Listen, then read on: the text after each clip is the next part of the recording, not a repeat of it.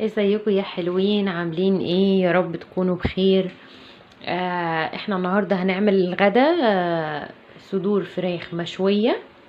ودي طبعا صحية، لو احنا عايزين ناكلها مثلا في اكل دايت هتنفع جدا ان احنا ناكل صدور الفراخ دي جنبيها طبق سلطة، هتبقى حلوة جدا جدا.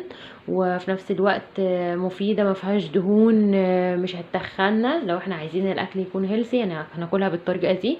لو احنا الاكل عادي زي ما انا عاملة كده، هعمل صدور الفراخ المشوية دي وجنبيها بطاطس وجنبيها مكرونة.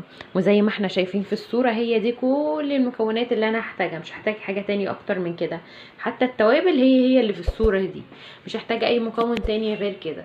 جبت المكرونة وفلفل رومي وفلفل حراق وبصلاية ونص كيلو صدور او على حسب الكمية اللي احنا عايزينها، والبطاطس والطماطم ومجموعة التوابل دي، وزيت الزيتون، ومعانا صويا صوص. طبعا زي ما انتم شايفين كده انا مجهزه الخضار اللي انا هحطه او البطاطس اللي انا هعملها والطماطم، مجهزه كله عشان ما اطولش عليكم الفيديو.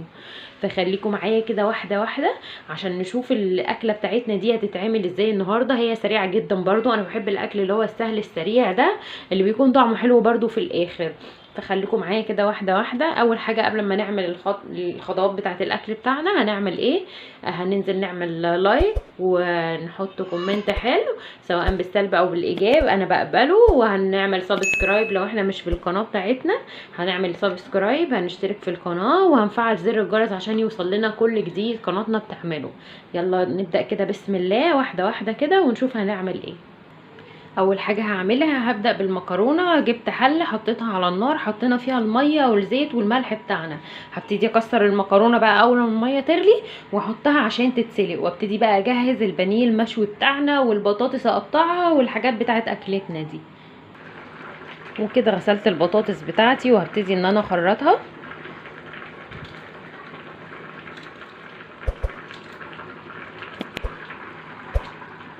وزي ما احنا شايفين كده انا خلاص قطعت البطاطس وخلصتها، غسلتها كويس جدا وسبتها تتنقع كده شويه في ميه.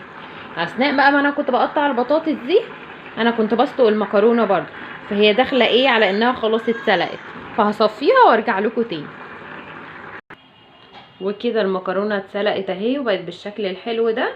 هنسيبها بقى تتصفى، وهنعمل بقى الطماطم بتاعه المكرونه. انا كده فرمت الطماطم اللي كانت اللي كانت في الطبق ده، وخليتها صلصه بالشكل ده.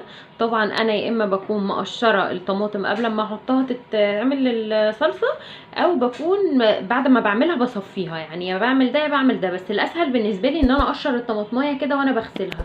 اقشرها احسن من ان انا يعني افرمها وبعدين اصفيها. بيكون طبعا المكرونه حلوه جدا جدا بالطماطم المتصفيه او المتقشره، افضل بكتير ما يكون فيها قطع قشر كده، ما بتكونش لذيذه يعني. هبتدي بقى ان انا احط الصلصه دي على النار علشان تتسبك وتبقى معانا الصلصه الحلوه بتاعه المكرونه. كده اول حله فيها الزيت اللي هنحط فيه الطماطم عشان تتسبك، ونزلت بالطماطم كده بعد ما الزيت طبعا اتقدح شويه.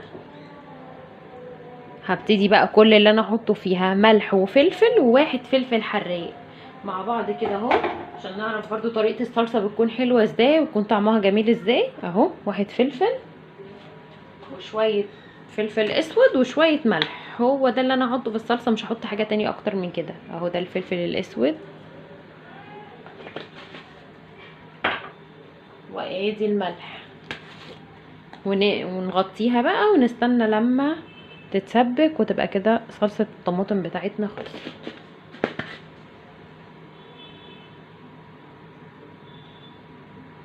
كده بقى هبتدي ان انا اتبل الصدور بتاعتنا. كل اللي انا هعمله هحط ملح ربع معلقه كده،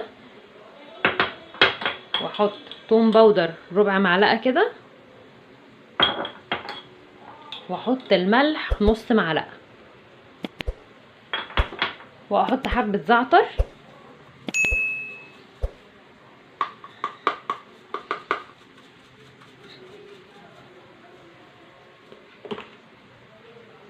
ومعلقه صويا صوص. الصويا صوص حلو جدا جدا في تتبيل الفراخ عموما. واحط معلقه زيت زيتون. حطيت زيت الزيتون اخر حاجه في التتبيله بتاعتنا. ابتدي بقى ان انا اقلبها كويس جدا بحيث ان كل صدر من الصدور دي يكون واصل لها تتبيله وتكون قطع الصدور كلها متبله حلو. وهسيبها ساعه في التتبيله وبعدين احطها بقى على النار على الجريلا بتاعتنا علشان تتشوي. قبل ما احطها على النار هكون مقطعه الخضار اللي هحطه عليه. ده بالنسبه للفلفل. البصلايه بكون مقطعاها بالشكل ده كده، بقطعها 4. وكده يا حلوين عدى ساعة على الفراخ وهي في التتبيلة.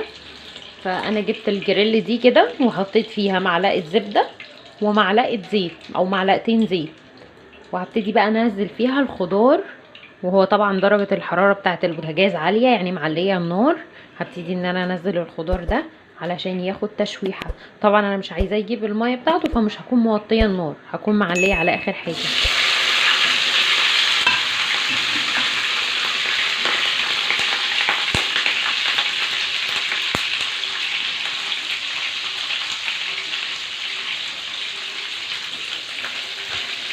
طبعا انا مش هقلبه غير لما ياخد لون على الجنب ده.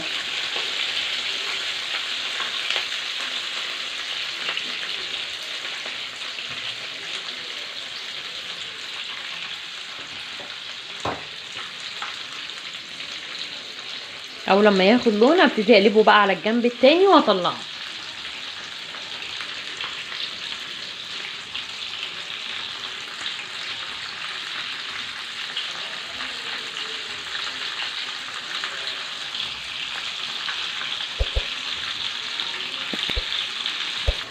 وكده اخد لون اهو على جنب وقلبته على الجنب التاني. انا مش عايزاه اللي هو مستوي قوي، فاللي هو بالظبط 3 دقايق كده وهشيله.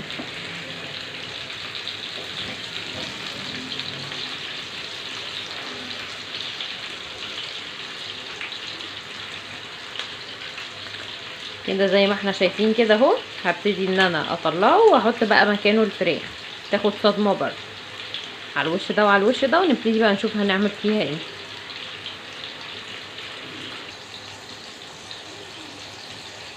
كده الخضار طلع اهو. ببتدي ان انا احط الفراخ.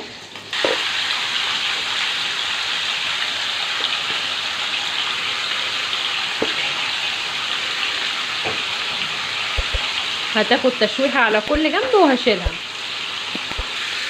زي ما احنا شايفين كده اهو ابتدت تاخد لون بس لسه شويه، مش هقلبها دلوقتي.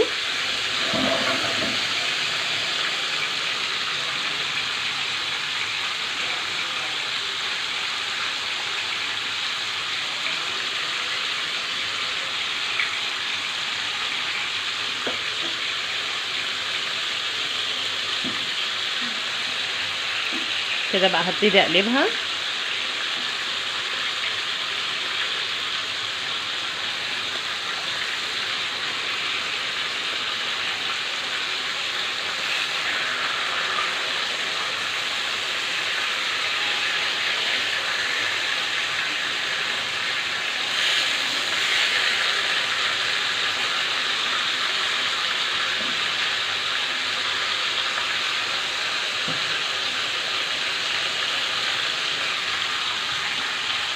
انا عايزاها مشويه يعني عايزاها متحمره عن كده شويه، مش هطلعها بيضه كده، فلسه هستنى شويه عليها على النار.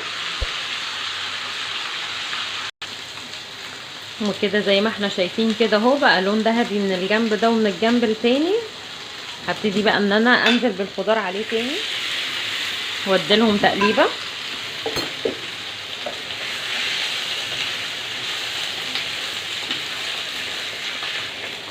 وكده هبتدي ان انا اقفل عليه. خلاص كده بقى بالدرجه اللي انا عايزاها، بدرجه السوا اللي انا عايزاها.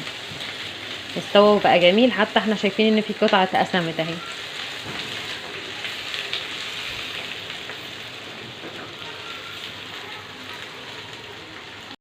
وزي ما احنا شايفين كده كده الاكل خلص، وده شكل السفره بتاعتنا.